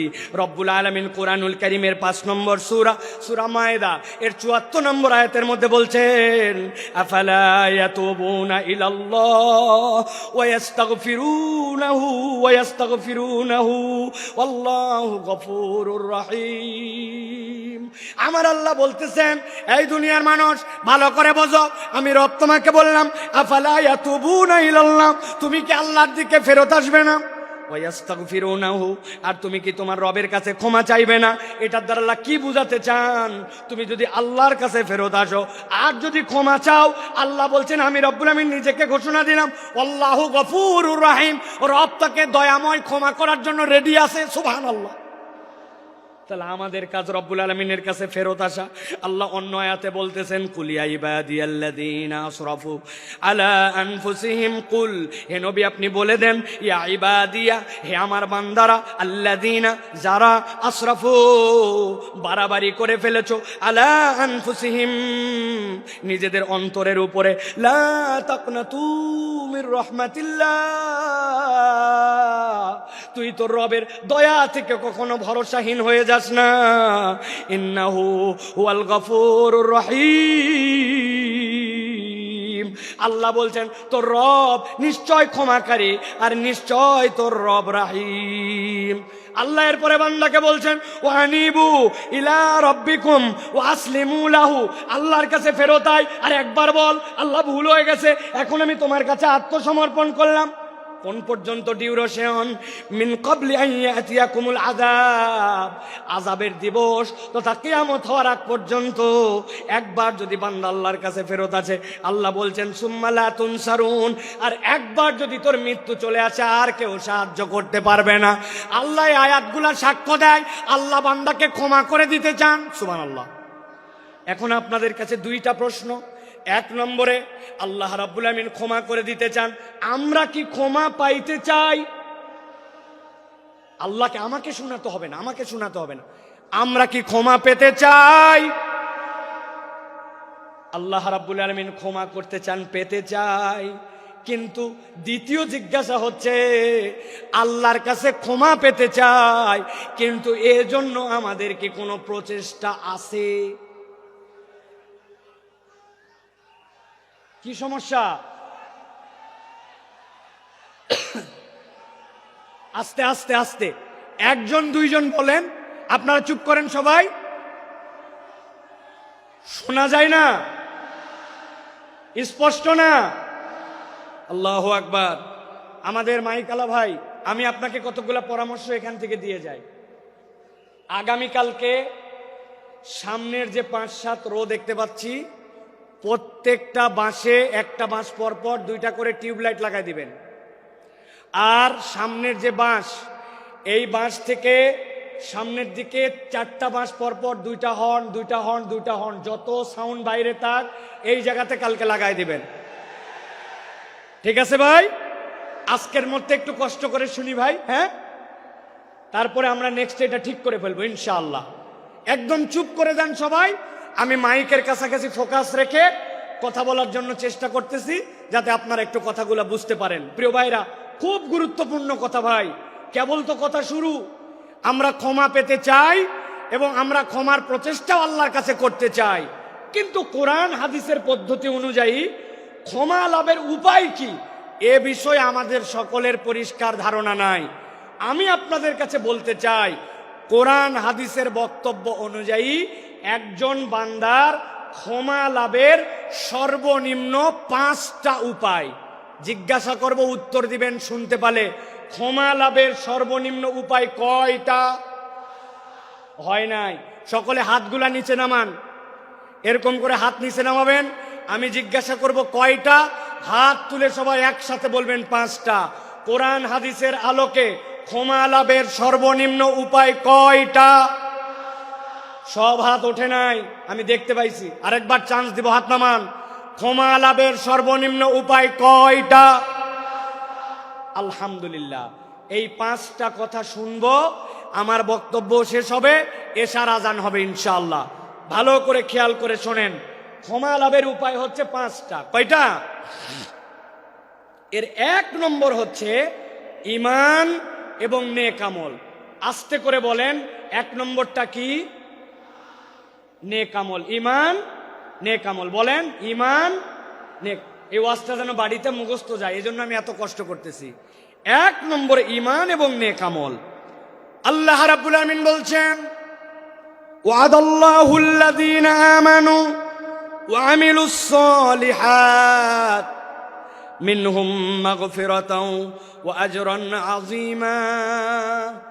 আল্লাহ বলছেন, দুনিয়ার মানুষ শোনো, ওয়াদাল্লাহ, আল্লাহ তোমার সাথে ওয়াদা করছেন। আপনি বাড়ির থেকে বেরিয়ে এসেছিলেন, বাচ্চা বলছে আব্বা আমার জন্য চকলেট নিয়ে আসবে। আপনি বলছেন ঠিক আছে চকলেট নিয়ে আসবো, কিন্তু বাড়িতে ঢোকার সময় ভুলে গেছেন। আপনি আপনার ছেলেকে বলছেন 5-এ ভালো রেজাল্ট কর, একটা সাইকেল কিনে দিব, কিন্তু আপনি সাইকেল কেনার কথা আর সামর্থ্যে কুলাই নাই, ভুলে গেছেন। বউরে বলছেন এবার খালি বেতন পাই লাল রঙের একটা শাড়ি তোমাকে কিনে দিব। এরপরে কত বেতন গেল, কিন্তু শাড়ি কেনার ক্রেতা বা সামর্থ্য অনেক সময় হিসাবে মেলে না। আমরা ওয়াদা করি, কিন্তু অনেক সময় ওয়াদা আমরা রাখতে পারি না। এরকম আমাদের জীবনে হয় কিনা? কিন্তু আল্লাহ বলতেছেন, বান্দা আমার জন্য ওয়াদা করা লাগে না, ফাআলুল লিমা ইউরিদ। আমরা আল্লাহর ব্যাপারে বলি ইন্নাকা লা তুখলিফুল মিআদ। আমার রব কখনো ওয়াদার ব্যতিক্রম করেন না, কিন্তু সেই আল্লাহ বলছেন ওয়াদাল্লাহ, আল্লাহ ওয়াদা করতেছেন আল্লাযীনা আমানু, যারা ঈমান আনবে। 2 নম্বর ওয়া আমিলুস সালিহাত, ঈমান আনার সাথে সাথে আমলে সালেহ করবে। মিনহুম মাগফিরা, আমি রব্বুল আমিন তাদেরকে ক্ষমা করে দিব। ওয়া আজরান আযীমা, আর আমি রব তাদের জন্য বিশাল প্রতিদানের ব্যবস্থা করব। কথা সহজ, কিন্তু বুঝে ঘাটতি আছে আমাদের ধারণা। আমরা তো আলহামদুলিল্লাহ ইমানদার, ঠিক না ভাই? আলহামদুলিল্লাহ ইমানদার, আমরা ইমান আনছি। এবার যদি জিজ্ঞাসা করে আমলে সলে করেন, নেক কাজ করেন, বুক ফুলায় বলবে করি, মানে নামাজ বাদ দেই না, রোজার সময় রোজা করি, হজ যাকাতও দেই সুযোগ থাকলে, বলি কিনা আমরা? প্রিয় ভাই, ভালো করে বুঝে যান, ভালো করে অন্তর দিয়ে কথাগুলা বুঝে যান। আপনি আমি মনে করি নামাজ রোজা হজ যাকাত এইগুলা বোধহয় নেক কাজ। আমি আপনার কাছে ধারণা পরিষ্কার করতে চাই, নামাজ রোজা হজ যাকাত নেক কাজ, কিন্তু এইগুলা একমাত্র নেক কাজ নয়। বলবেন হুজুর এটা কেমন কথা? একটা ছেলে স্কুলে ভর্তি হয়েছে, ওই স্কুলের ইউনিফর্ম আছে, ড্রেস, ওই স্কুলে 70% উপস্থিতি লাগে, ওই স্কুলে প্রথম সাময়িক পরীক্ষা দেওয়া লাগে, দ্বিতীয় সাময়িক দেওয়া লাগে, ফাইনাল লাগে, পাস মার্কের জন্য 33 লাগে। এইটা যদি না হয় তাহলে ওই ছেলেকে ওই স্কুলের মধ্যে রাখে না। এটা যদি স্কুলের নিয়ম হয়, তাহলে আপনি যদি ইসলামকে একটা স্কুল মনে করেন, ইনস্টিটিউট মনে করেন। নবীজি বলছেন বুনিয়াল ইসলাম আলা খামসিন, ইসলামেরও একটা বেসিক আছে, যেই 5টা কাজের না থাকলে ইসলামের আর ভিত্তি থাকে না। তার মধ্যে আল্লাহর প্রতি শাহাদা, এরপরে সালাত, এরপরে আপনার জন্য যাকাত, এরপরে সম, এরপরে আপনার জন্য আল্লাহর জন্য হজ। এই যে কাজগুলি, এইগুলা ইসলামের বেসিক। এখন আপনি এইগুলা কাজ 33 মার্ক। এখন কোন বান্দা যদি বলে এইগুলাই করি মানে আমি ভালো কাজই করি, এর বাইরে আর ভালো কাজ নাই, আপনার বুঝের মধ্যে ভুল আছে। এইটা ভালো কাজ, তবে এটা 33 মার্কের কাজ। এইটা না করলে আপনি মুসলমানই থাকেন না, ঠিক না? কিন্তু আমাদের যশোরে অনেক লোক নামাজ পড়ে না, ইমান ঠিক আছে, আছে না? আল্লাহর কিতাব ঠিক মতো মানে না, কিন্তু ইমান ঠিক আছে, আছে না? বলছে আমানতু বিল্লাহি ওয়া মালাইকাতি ওয়া কুতুবিহি, আমি আল্লাহর কিতাবের সব বিধান মানি। আল্লাহর কিতাব যা আছে তার প্রতি আমি বিশ্বাস করি, আমি আল্লাহর কিতাবকে গ্রহণ করে নিলাম। কিন্তু ওই লোককে যদি বলা হয় নামাজের ইসলাম মানলেন, রোজার ইসলাম মানলেন, কিন্তু আল্লাহর জমিনে আল্লাহর বিধান দিয়ে শাসনটা হোক, এই কথা বললে তখন বলে বক্তা দল করে, আছে না? এইরকম মুনাফিক মার্কা অনেক মুসলমান আছে। তার মানে বোঝা যায় আপনি আপনার ঈমান এখনো বোঝেন নাই। আমি আপনার কাছে জিজ্ঞাসা করব, বুঝে থাকলে বলেন তো, কোন লোক কোরআনুল কারীম নিছে, কোরআনুল কারীমের সে বলছে 15 পারা পর্যন্ত আমার মোটামুটি ক্লিয়ার, বাকি 15 পারা এখনো পড়া হয় নাই, তবে 15 পারার ব্যাপারে আমার কোনো মন্তব্য নাই, বাকিগুলো আমি দেখে শুনে সিদ্ধান্ত নিব, তাহলে সে হচ্ছে 50% মুসলমান। 50%। আরেকজন বলছে পুরা কোরআন ক্লিয়ার, খালি সূরা নাসের ব্যাপারে আমার কিছু মন্তব্য আছে, সূরা নাসটা আমি ভালো করে জেনে তারপরে আমি কোরআনুল কারীমের বাকি মানব, তাহলে সে 99% মুসলমান। কত পার্সেন্ট? 0 কোরআনের একটা অক্ষরও যদি আপনি অস্বীকার করেন, আপনি 0% মুসলমান, ঠিক না? আপনি না বলছিলেন আমানতু বিল্লাহি ওয়া মালাইকাতি ওয়া কুতুবিহি, আমি আল্লাহর প্রতি ঈমান আনি, রসুলের প্রতি, কিতাবের মধ্যে যা কিছু আছে সবগুলার উপর, তাহলে আপনার কি ঈমান আনা হয়েছে? কথা বললেন না, হয়েছে? বাঁচার উপায় কি? আমি একটা বাঁচার উপায় বের করছি, যদি আপনারা জানতে চান তাহলে বলে দিব, বলবো, তবে শর্ত আছে। ফিরি ফিরি বলা যাবে না, যাওয়ার আগে আমার সাথে দেখা করে 50 টাকা করে হাদিয়া দেওয়া লাগবে। রাজি আপনারা? হুজুর খুচরা টাকা নেয়, এটা গাড়ি ভাড়া খালি দিতে পারবো না, এগুলো বললে হবে না। কয় টাকা বলবো? দেখেন, পছন্দ হলে টাকা দিয়েন, না হলে দিয়েন না। এখন থেকে আমরা সিস্টেম করে আল্লাহর কাছে আগেই বলে যাব, আমরা এখন থেকে কালেমাটা একটু সিস্টেম করে বলবো, আমানতু বিল্লাহি ওয়া মালাইকাতিহি ওয়া কিছু কিছু কুতুবিহি,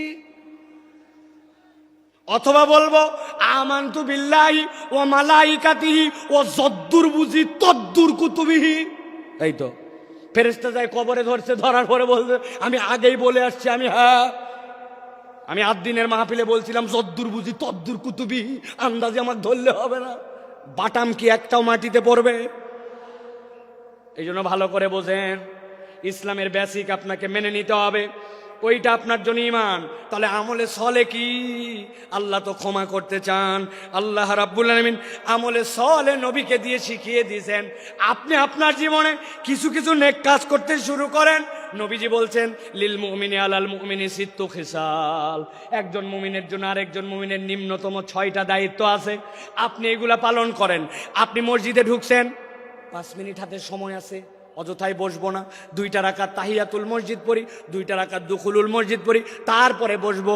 2 রাকাত সময়, 2 মিনিট সময় আছে, সুবহানাল্লাহি বিহামদিহি সুবহানাল্লাহিল আযীম পড়ি, ধান লাগাচ্ছি, আস্তাগফিরুল্লাহ আস্তাগফিরুল্লাহ আস্তাগফিরুল্লাহ। সারাদিনে নিয়ত করছি 100 বার অন্তত দরুদ শরীফ পড়ে ফেলবো। আপনি আপনার আমলগুলা যখন এরকম করে বাড়াতে শুরু করবেন, দেখা হলে সবার আগে সালাম দিব, মানুষকে মসজিদে নেওয়ার জন্য চেষ্টা করব।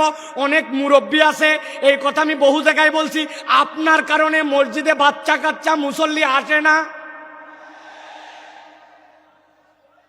আপনারা মুরব্বীরা রাগ করেন না, আমি কিন্তু আমার সবচেয়ে বাংলাদেশের সিনিয়র মুরব্বী ভাই, ওই ভাইয়ের দাওয়াতে কিন্তু এখানে আসছি, ভাই বলি যদিও উনি আমার অনেক সিনিয়র। ভালো করে বোঝেন, মুরব্বীদের কারণে অনেক মুসল্লিরা আসে না। বাচ্চা কাচ্চা মসজিদে আসে একটু হাসাহাসি করে না ভাই? একটু কথাবার্তা বলছে, মুরব্বীর গেছে একবারে মাথা গরম হইয়া চিন্তা করছে কোন বেটায় এত বড় হাসলো, আমি তাকে দেখাবো। উনি শেষ বৈঠকে বসে আছে, এখন আত্তাহিয়াতু পড়তেছে, আত্তাহিয়াতু লিল্লাহি ওয়া সাল্লাম। কার বেটা এরকম করলে ওরে দেখি তো, আল্লাহুম্মা সাল্লি আলা মুহাম্মদ, মনে হয় এটা হচ্ছে আকবরের বেটা হতে পারে। এরপরে আল্লাহুম্মা ইন্নী যালামতু নাফসি পড়তেছে, আর চিন্তা করছে যে ইমাম সাহেব এত লম্বা দোয়া পড়তেছে, বেয়াদবগুলা হাসাহাসি বন্ধ করে না। উনি এই সকল ভাবতেছে আর চিন্তা করছে, খালি নামাজ শেষ হক্ত দেখাচ্ছি। আসসালামু আলাইকুম ওয়া রাহমাতুল্লাহ, আসসালামু আলাইকুম ওয়া রাহমাতুল্লাহ। আছে না এমন ঝাঁকি মারছে, ওই বাচ্চা মসজিদ থেকে বাড়াইছে, ওই বাচ্চার মসজিদে আসে না, ঠিক কিনা? এই মুরব্বী যারা আছেন, কার কার পকেটে চকলেট আছে বার করেন। কার পকেটে আছে দেখি একটু। বলে হুজুর চকলেট কেন লাগবে? আপনি ওই বাচ্চাকে ডাক দিয়ে বলছেন, দাদু হাসে না মসজিদের মধ্যে, আয় এদিকায়, এই চকলেটটা নিয়ে পরের ওয়াক্ততে কিন্তু হাসবি না দাদু, কিন্তু মসজিদে কিন্তু আসবি। পরের ওয়াক্তে আবার দেখা হয়েছে, হাসে নাই, দেখছেন, পাশে নিয়ে দাঁড় করে আরেকটা চকলেট বের করে দিয়েছেন। এক ছেলে কয়দিন চকলেট খায় পছন্দ করবে না? 2 দিন পরে 5 টাকার একটা কয়েন বের করে হাতে দিয়ে বলছেন, দাদু একটা বিস্কুট কিনে খাস, তুই তো চমৎকার করে নামাজ পড়িস। আপনি ওই বাচ্চাটাকে নামাজে উৎসাহ দিয়েছেন, হঠাৎ করে একদিন আপনার মৃত্যুর ডাক এসে গেছে, কবরে চলে গেছেন। কিন্তু যেই বাচ্চাকে চকলেট দিয়ে আদর করে মসজিদ থেকে বের করেন নাই, মসজিদমুখী করছেন, 5 টাকার কয়েন দিয়া ওই ব্যক্তিকে আদর যত্ন করে মসজিদের মুসল্লি বানায় দিয়ে গেছেন আপনি কবরে। কিন্তু আপনার 20-25 টাকার ইনভেস্টমেন্ট, ওই বাচ্চা যতবার সিজদা দেয় আপনার আমল নামায় সওয়াব উঠে যায়। এর নাম আমলে সলে। আপনাকে টেকনিক করে আল্লাহর দিকে আগাতে হবে। আল্লাহ বলছেন, আমার বান্দা যদি আমানু আমিলুস সলিহাত মিনহুম মাগফিরা ওয়া আজরান আযীমা, আমার বান্দাকে আমি রব কেবল ক্ষমাই করব না, আমি বিশাল পুরস্কার দিয়ে দিব ঈমানের সাথে। এই জন্য আমলে সলে লাগবে। সাথে সাথে হাদিসের গবেষণায় বোঝা যায়, কোন ব্যক্তি যদি আল্লাহ রাব্বুল আলামিনের কাছে গুনাহ মাফের উদ্দেশ্যে একবার ইস্তেগফার করে, রব্বুল আলামিন তাকে আরো 3টা নিয়ামত দেন। 1 নম্বরে রব্বুল আলামিন ওই বান্দার কঠিন অবস্থা থেকে উদ্ধার করে দেন। 2 নম্বরে তার দুশ্চিন্তা দূর করে দেন। 3 নম্বরে তার রিজিকের পেরেশানি আল্লাহ তুলে দেন। সুবহানাল্লাহ। তাহলে ক্ষমা লাভের উপায় কয়টা? ভুলে গেছেন কয়টা? 5টা। 1 নম্বর গেল, এবার চলেন 2 নম্বর। 2 নম্বর হচ্ছে আল্লাহর কাছে ক্ষমা চাওয়া। বান্দা যদি ক্ষমা পেতে চায়, আল্লাহর কাছে তাকে ক্ষমা চাইতে হবে। আল্লাহ রাব্বুল আমিন বলছেন, وَمَن يَعْمَلْ سُوءًا أَوْ يَظْلِمْ نَفْسَهُ ثُمَّ يَسْتَغْفِرِ اللَّهَ يَجِدِ اللَّهَ غَفُورًا رَحِيمًا। আমার আল্লাহ বলছেন, বান্দা ভালো করে বুঝো, ওয়ামাই আমাল, তোমাদের মধ্যে যে করে ফেলে সুআন, কোন গুনাহ, আও ইয়াজলিম নাফসাহু, অথবা নিজের উপরে সে জুলুম করে ফেলছে, সুম্মা ইস্তাগফিরিল্লাহ, 1 মুহূর্ত দেরি করে নাই, তার রবের কাছে সে ইস্তেগফার করেছে। আল্লাহ বলছেন, কেউ যদি আল্লাহর কাছে ইস্তেগফার করে, ইয়াজিদিল্লাহ গফুর রাহিমা, আল্লাহর কাছে ইস্তেগফার করলে আল্লাহকে সে দয়াময় ক্ষমাশীল হিসাবে পাবে। সুবহানাল্লাহ। আল্লাহ চান আমার বান্দা আমার কাছে মাপ চাক, কিন্তু ওই মাপ চাওয়াটা যেন মাথা খাটানো মাপ চাওয়া হয়, ওই মাপ চাওয়াটা যেন ঠোঁটের মাপ চাওয়া না হয়, ওই মাপ চাওয়াটা যেন স্বয়ং বেয়াদবি না হয়। অনেক সময় বাচ্চা কাচ্চাকে বাপ মা কারোর সাথে বেয়াদবি করলে বলে, বল সরি, বল সরি, বল। ওই বাচ্চা এমন ভাবে সরি বলে, সরি বলাটাও একটা বেয়াদবি, সরি এমন ভাবে বলছে। তো আমরাও অনেক সময় আল্লাহর কাছে বেয়াদবের মতো মাপ চাই। আপনারা বুঝতে পারেন নাই আমার কথা, জন্য এই কথাটার সাথে সাড়া দেন নাই। আমরা আল্লাহর কাছে অনেক সময় বেয়াদবের মতো মাপ চাই। ঠিক বলছেন যারা বোঝেন নাই। এক্সাম্পল দিয়ে বুঝাই। ইমাম সাহেব সালাম ফিরাচ্ছে, খেয়াল করেন, আসসালামু আলাইকুম ওয়া রাহমাতুল্লাহ, নামাজ শেষ। আসসালামু আলাইকুম ওয়া রাহমাতুল্লাহ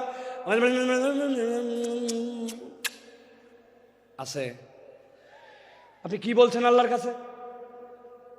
আরেকটা বুঝায়, এমপি সাহেবের কাছে গেছেন, একটা চাকরি দরকার আপনার ছেলের জন্য, সুন্দর করে যাই এমপি সাহেবের কাছে বলতেছেন, মাননীয় এমপি সাহেব আপনার কাছে আসছি, আমার ছেলের কাছে চাকরি দরকার, জরুরি ভিত্তিতে আপনার অনেক ক্ষমতা আছে, চাকরি দরকার, মেহরবানি করে দ্রুত আমাকে চাকরি দেবেন, আসসালামু আলাইকুম রহমতুল্লাহ। এমপি সাহেব বলছে, পাগলটা কোত্থেকে আসছে রে, এটা আস্তা বেয়াদব। কথা বললেন না, অত দূর গেলাম না, আমি হুজুরের কাছে আসছেন, হুজুর আমার ছেলেটা অসুস্থ, আমার ছেলের জন্য আপনি দোয়া করবেন, মেহরবানি করে আসসালামু আলাইকুম রহমতুল্লাহ।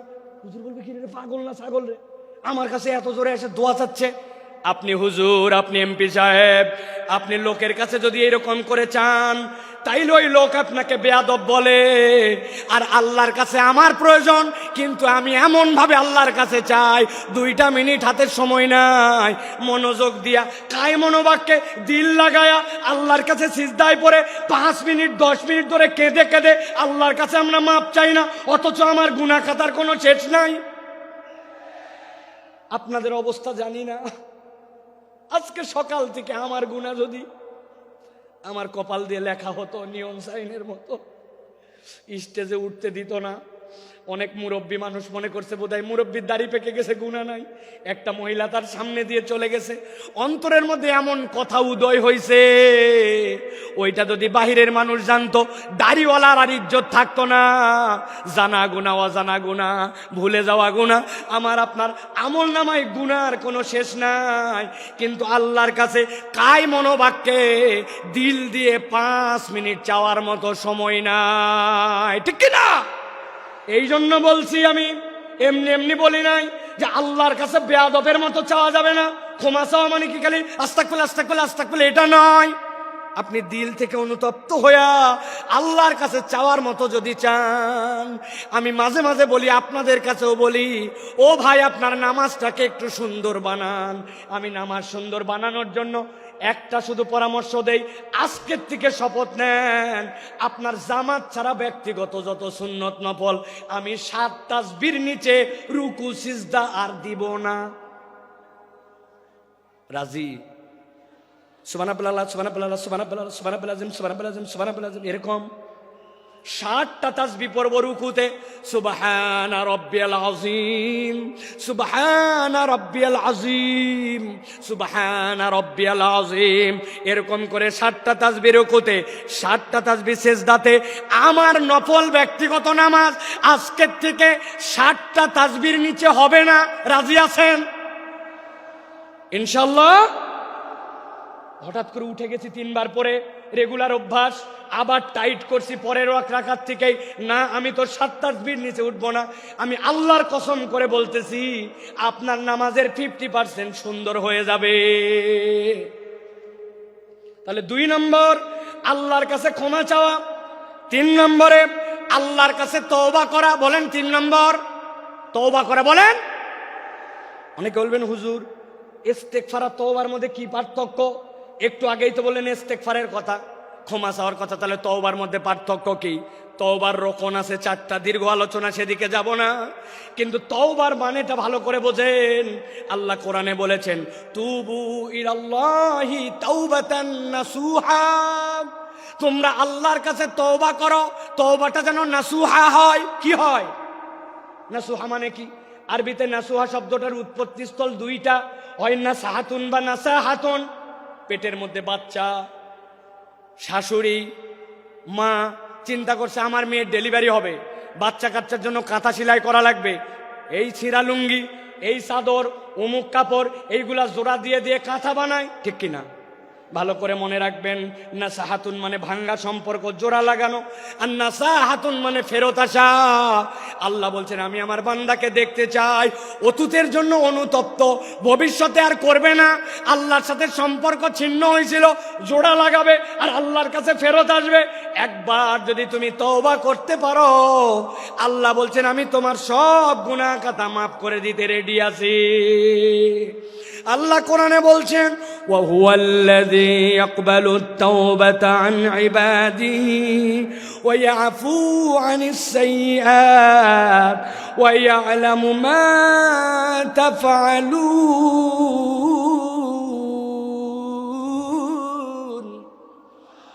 আমার আল্লাহ বলছেন ওয়া হুয়াল্লাযী ইয়াকবালুত তাওবা, তিনি তো সেই রব যিনি তওবা কবুল করেন আন ইবাদিহি, তার না বান্দা এগুলা। আল্লাহ বলছেন ওই আফু আনিস সাইয়্যাত, আর তিনি তো তার দোষ ত্রুটিগুলা ক্ষমা করে দেন। ওই আলামু মা তাফালুন। যুবক রে, মোবাইলে এমবি কিনে রাত্রে কি দেখেছো? বাহিরে জুব্বা টুপি লাগায়া ঘুরছো, মানুষ হুজুর হুজুর বলছে, কিন্তু নামাজের অবস্থা কি ছিল, আমলের অবস্থা কি ছিল, ভিতরের অবস্থা ছিল কেউ জানে না। আল্লাহ বলছেন মৃত্যুর খাটলি সকলের কাছে লেগে যাবে, কিন্তু আল্লাহ সব জানেন। আল্লাহ চান আমার বান্দাকে আমি ক্ষমা করে দেই। এই জন্য আল্লাহ বলছেন বান্দা যেন আল্লাহর সাথে ভাঙা সম্পর্ক জোড়া লাগায়, আর আল্লাহর কাছে যেন বান্দা ফেরত আসে। সুবহানাল্লাহ।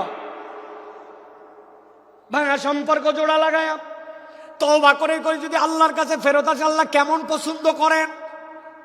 নবীজি বলছেন এক লোক মরুভূমির পথে রওনা হয়েছে, উটের পিঠের মধ্যে তার খাবার।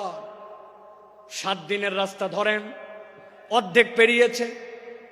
যেই না অর্ধেক রাস্তা পার হয়েছে, যাওয়ার পরে একটু গাছের নিচে ক্লান্তি আসছে, ঘুমায় গেছে। ঘুমায় যাওয়ার পরে ঘুম থেকে উঠেছে, উঠার পরে দেখে হায়রে আমার যে খাবার সহ উঠ ছিল, উঠ নাই, উঠ পালায় গেছে। মরুভূমিতে যদি কারো উঠ পালায়, ওই উঠ আর ফেরত আসেন। ওই বান্দা জানে সামনে 3 দিন যে আগাবে এই তার ক্ষমতা নাই। মরুভূমি যে গরম, একদিনে শেষ হয়ে যাবে। পিছনে যে বাড়িতে ব্যাক করবে সেই সুযোগ নাই। ওই লোক তো ঘাবড়ায় গেছে, নিশ্চয় এখন নিশ্চিত আমার মৃত্যু। মৃত্যুর চিন্তায় ওই লোক আবার ঘুমায় গেছে। আল্লাহর নবী বলছেন এরপরে হঠাৎ করে সে উঠেছে, উঠার পরে দেখে উটটা আবার তার সামনে এসে হাজির হয়ে গেছে। ওই উটার পালায় যায় নাই, খাদ্য নিয়ে তার সামনে দাঁড়ায়া উত্তেজিত হয়ে সে বলছে, আয় আল্লাহ, আপনি আমার গোলাম আর আমি আপনার মাবুদ।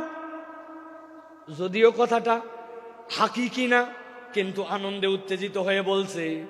আসলে বলার কথা আল্লাহ আপনি আমার মাবুদ আর আমি গোলাম, কিন্তু উত্তেজনায় কথা ঘুরে গেছে। নবী বলছেন হারানো উট পেয়ে উটের মালিক যেরকম খুশি হয়, কোন বান্দা যদি 1000 ভুল করুক না কেন, একবার তওবা করে আল্লাহর কাছে ফেরত আসে, আল্লাহ এর থেকে অনেক বেশি খুশি হয়ে যায়। সুবহানাল্লাহ বিহামদি। এই জন্য প্রিয় ভাইরা, আল্লাহর কাছে তওবা করে আমাদেরকে ফেরত আসতে হবে। তাহলে 1 নম্বর ঈমান এবং নেক আমল, 2 নম্বর আল্লাহর কাছে ক্ষমা চাওয়া, 3 নম্বর তওবা করা, 4 নম্বর তাকওয়া অর্জন করা। কি করা? তাকওয়া অর্জন। আল্লাহ বলছেন ইন্নাল্লাযীনা ইয়াখশাউনা রাব্বাহুম বিল গায়ব লাহুম মাগফিরাতুন ওয়া আজরুন কাবীর, মাগফিরাতুন ওয়া আজরুন কাবীর। আল্লাহ বলছেন যারা আল্লাহকে ভয় করে, আল্লাহকে ভয় করে চলে, আল্লাহ ভয় করাটাই অটোমেটিক রব্বুল আলামিন বলছেন তার ক্ষমা প্রাপ্তির কারণ হয়। সুবহানাল্লাহ। আমরা বাংলাদেশ নিয়ে স্বপ্ন দেখি, বাংলাদেশ সোনার বাংলাদেশ হবে, বাংলাদেশ দুর্নীতিমুক্ত বাংলাদেশ হবে। এর জন্য দুর্নীতি দমন কমিশন, এর জন্য সিসিটিভি, এর জন্য অনেক কিছু আমরা আয়োজন দেখলাম। কিন্তু জিজ্ঞাসা করতে চাই, এত আয়োজন করেও বাংলাদেশকে কি দুর্নীতি মুক্ত করা গেছে? দুর্নীতি মুক্ত তো হয় নাই, আরো দুর্নীতি বেড়েছে। আমি মজা করে বলি, দুর্নীতি দমন কমিশন একটা স্টেপ নিয়েছে, দুর্নীতিকে না বলুন। এই জন্য প্রত্যেক জেলা শহরে, প্রত্যেক ডিসি অফিসে সেমিনার হবে, বিভিন্ন জায়গায় ফেস্টুন লাগানো হবে, স্টিকার মারা হবে, দুর্নীতিকে না বলুন। এর জন্য বাজেট হয়েছে ধরেন 10 কোটি টাকা। আল্লাহর কি কাম, এই 10 কোটি টাকার 8.5 কোটি টাকা দুর্নীতি হয়েছে। আপনি না দুর্নীতিকে না বলবেন বলছেন, কিন্তু কোথায় দুর্নীতি দূর করতে পারলেন? সিসি ক্যামেরা লাগাইছেন, দুর্নীতি যায় নাই। আমি পাসপোর্ট অফিসে গেছিলাম, আমার পাসপোর্টের 6 মাসের নিচে মেয়াদ শেষ, অনেক আগের কথা। পাসপোর্টটা রিনিউ করতে হবে।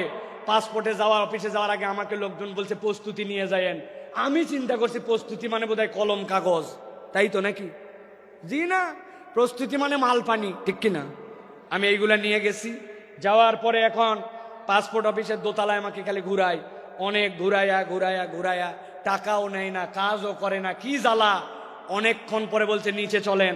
দোতলার থেকে যখন আমাকে নিচে নিয়ে আসছে, নিচে আনার সময় একটা সিঁড়ি, মধ্যে একটা ল্যান্ডিং, এরপর আরেকটা সিঁড়ি। তো 1 ধাপ সিঁড়ি পার করে মধ্যে যে জায়গা, ওই জায়গায় দাঁড় করায় বলছে টাকা ছাড়েন। আমি বললাম, ভাই তোমাকে এই টাকা দেওয়ার জন্য তো বহুতক্ষণ ধরে আমি ঘুরি, তুমি এতক্ষণ ঘুরাই এই জায়গায় এনে কেন টাকা চাও? বলে হুজুর তাহলে শোনেন, এই বিল্ডিংটি পুরাটা সিসি ক্যামেরা নিয়ন্ত্রিত, আমরা মনিটরে চেক করে দেখছি পুরা বিল্ডিং এর সব জায়গাটা ভিডিওতে আসে, খালি এই জায়গাটা ধরে না। তো যেই জায়গাটা ধরে না ওই জায়গায় উনি টাকা খায়।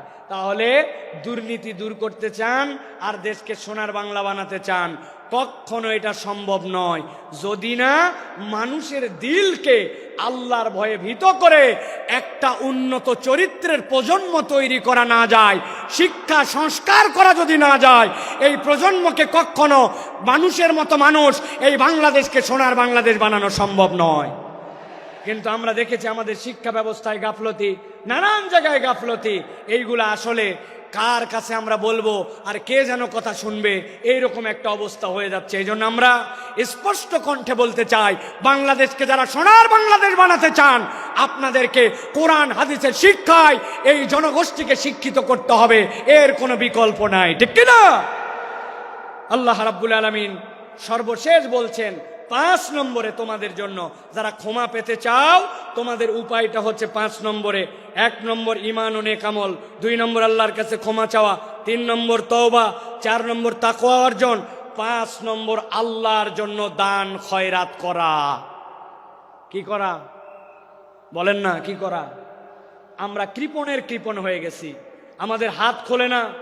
আপনাদের এলাকায় খবর নিয়ে দেখবেন, মসজিদে আপনাদের জুমার দিনে মুসল্লি 200 জন, প্রত্যেকটা মুসল্লি যদি 20 টাকা করে দেয়, মসজিদে 4000 টাকা হয়। 4 জুমা মিলাইয়া মসজিদে একটা ভালো ফান্ডিং হয়ে যায় 20,000 টাকার। মসজিদ কারো দিকে তাকাতে হয় না। কিন্তু আমাদের মুসল্লিদের অবস্থা এমন, মসজিদে সেরা টাকা দেয়, 1 টাকা পকেটের থেকে বের হয় না। আপনি যদি ক্ষমা পেতে চান, আপনাকে দান খয়রাত করতে হবে। দান খয়রাত না করলে ক্ষমা পাওয়া যায় না। দান খয়রাত ক্ষমা প্রাপ্তির মাধ্যম। আমি ছোট্ট 2টা হাদিস বলে শেষ করে দিব। এক মহিলা নবীজির কাছে আসলো,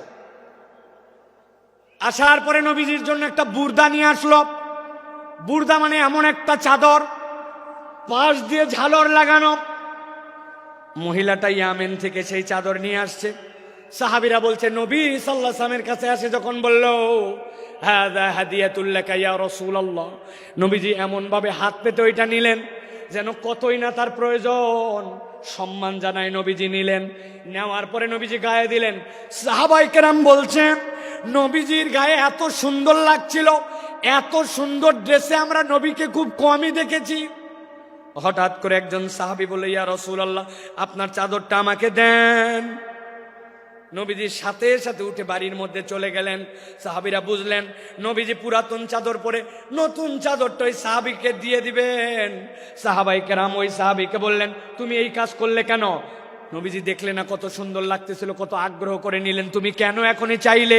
ওই সাহাবী বলতেছেন, ও আমার সাহাবীরা, চাদরের যে খুব বেশি আমার দরকার তাও না, কিন্তু আমি চেয়েছি নবীজি চাদরটা গায়ে দিয়েছেন, আর কেউ গায়ে দেয় নাই, ওই চাদরটা দিয়ে যেন আমার দাফন কাফন হয়, এই জন্য আমি চাদরটা চাইছি। ঠিক ঠিক নবীজি বাড়ির থেকে বের হয়েছে, তার হাতে চাদরটা তুলে দিলেন। আল্লাহ নবীর কাছে কেউ চেয়েছে আর ফেরত গেছে এরকম কোনো প্রমাণ নাই।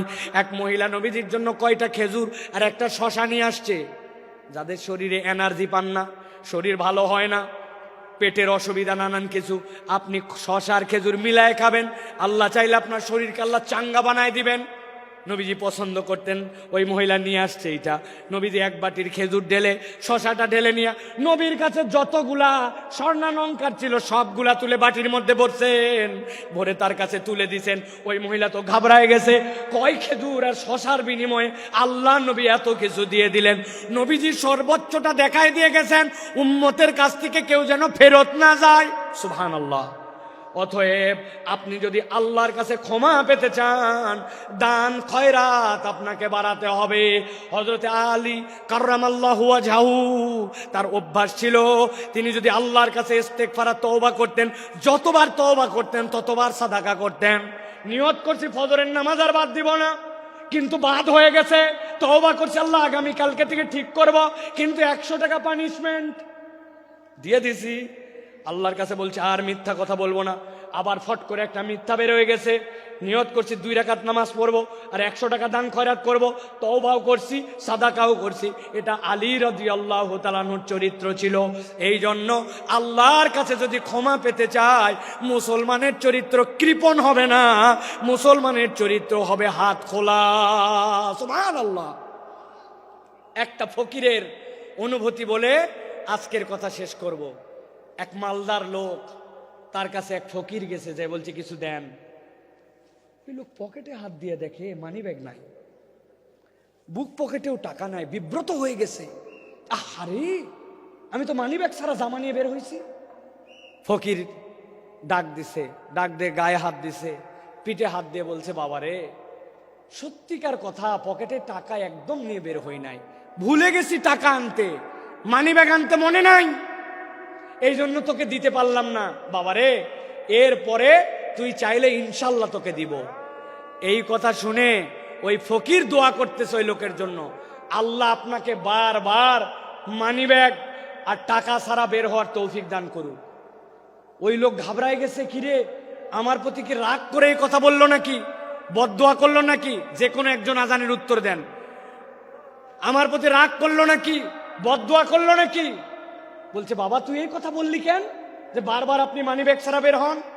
ও বলতেছে, শোনেন, টাকা চাইলে তো কতকেই দেয়, ভালো মনে দেয়, খারাপ মনে দেয়, অনেক টাকা দেয়, কিন্তু আমরা যারা দরিদ্র মানুষ, হত দরিদ্র মানুষ, মানুষ আমাদের সাথে একটু সুন্দর করে কথা বলে না, কেউ একটু গায়ে হাত দিয়ে আদর করে কথা বলে না, টাকা চাইলে টাকাটা দেওয়ার সময় কেমন করে জানি দেয়। আমরা তো একটু ভালোবাসাও দাবি করি। তো আজকে আপনার পকেটে মানি ব্যাগ না থাকার কারণে যে গায়ে হাত দিয়া, মাথায় হাত দিয়ে আদর করে আপনি ভালোবাসা দিছেন, ওইটা আমার অনেক বেশি দরকার। এই জন্য দোয়া করছি, আপনি মানি ব্যাগহীন আসেন, তাহলে আমি আদরটা অন্তত পাবো। বুঝেন, সব সময় সব অভাবী মিসকিন কেবলমাত্র আপনার কাছে টাকা পয়সার ডিমান্ড করে না, ভালোবাসা চায়, সুন্দর কথা চায়, আদর চায়, স্নেহ চায়। এটাও আল্লাহর পক্ষ থেকে বড় একটা দান হিসাবে বিবেচিত হবে। অতএব আচরণ সুন্দর করি, দান সাদাকা করার চেষ্টা করি। ক্ষমা প্রাপ্তির এই 4টা গুণ। আর প্রথমে আপনাদের কাছে বলেছি, আল্লাহর কাছে ক্ষমা প্রাপ্তির তালিকায় ওঠার জন্য, হেদায়েতের রাস্তা পাওয়ার জন্য 2টা সিঁড়ি। এই 2টার সমন্বয় করে যদি আমরা চলি, মৃত্যু আর জান্নাতের মধ্যে আমাদের কোনো বাধা থাকবে না ইনশাআল্লাহ। আমরা তাহলে আল্লাহর কাছে এই কথাগুলি অনুযায়ী আমল করার চেষ্টা করব তো ইনশাআল্লাহ। ইনশাআল্লাহ আল্লাহ কবুল করুন, আল্লাহুম্মা আমিন।